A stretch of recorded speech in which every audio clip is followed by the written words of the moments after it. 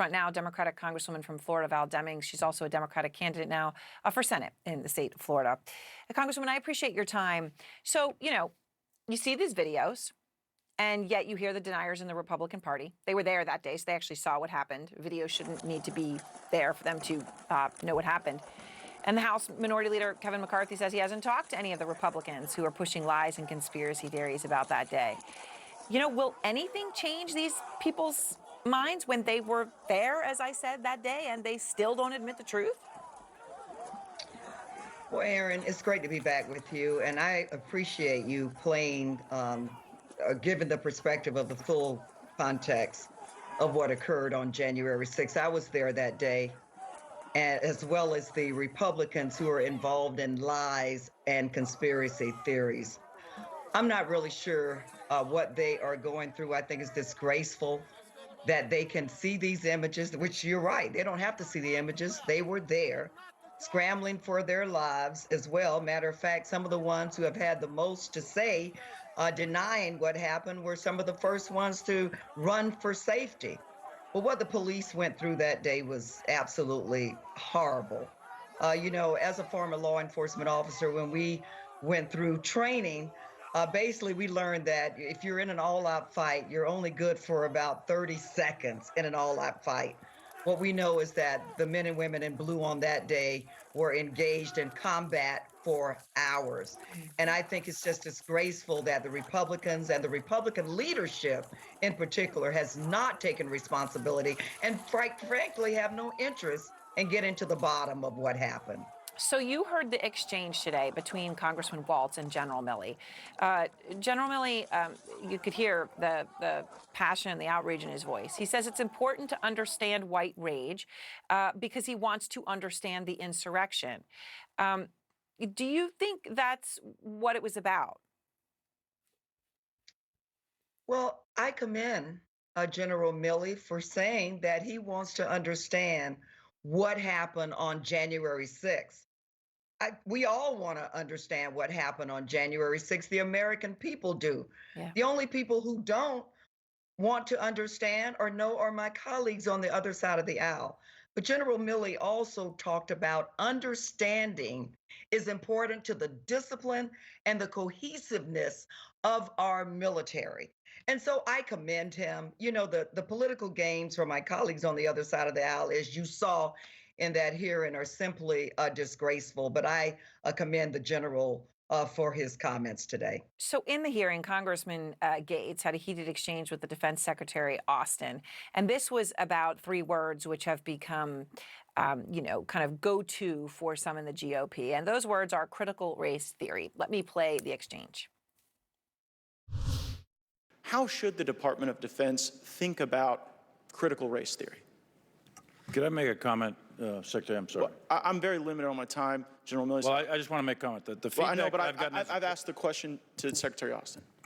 I don't know what the issue of critical race theory is and what the relevance here with the department. We do not teach critical race theory. We don't embrace critical race theory, and I think that's a spurious conversation. I mean, it couldn't have been more clear there, right? He's saying, this is spurious. We don't embrace it. This is not something we do. And yet the GOP keeps pushing it, right? They think that pinning that concept on Democrats, on this administration, is somehow going to be good for them politically. Do you fear that that's true? Aaron, what is sad is that the Republicans have no real agenda. They have no real agenda. And they've been spending the majority of their time putting up smoke and mirrors. They believe that if they can divide our country along racial lines, then somehow they gain some type of win. Well, the American people aren't falling for it. And they keep pushing whatever theories they can. Let me just say this. I think Secretary Austin handled it well. We will not allow ourselves to be divided along racial lines. We are going to make the Republicans focus on the issues that people care about. And how about let's get to the bottom of what happened on January 6th? Let's talk about that because I think all Americans are interested in that. Now, of course, as you talk about, you're a former police chief. Our Jeff Zeleny is reporting that there's growing concern in the White House about the surge in violent crime that we are now seeing across this country. He's reporting that they're worried it could give Republicans the upper hand against Democrats in 2022. As I said, you're a former police chief, but it's playing out already in your Senate race. Here's what Senator Rubio had to say about you. Congresswoman Demings was on TV calling plans to defund the police thoughtful and describing a violent riot as a beautiful sight. So in the weeks ahead, the voters of Florida are going to be reminded of my record of significant and common sense achievements. And they're also going to learn more about how ineffective and far left and extremist the real Val Demings is when she's in Washington. You responded with a photo showing you in your police uniform with a puzzled look on your face. And as I said, you're a veteran of law enforcement, 27 years, first female police chief in Orlando history. But Rubio is trying to paint you, obviously, as anti-police. Do you have any concern in the broader context right now that that could be successful? I have absolutely no concern.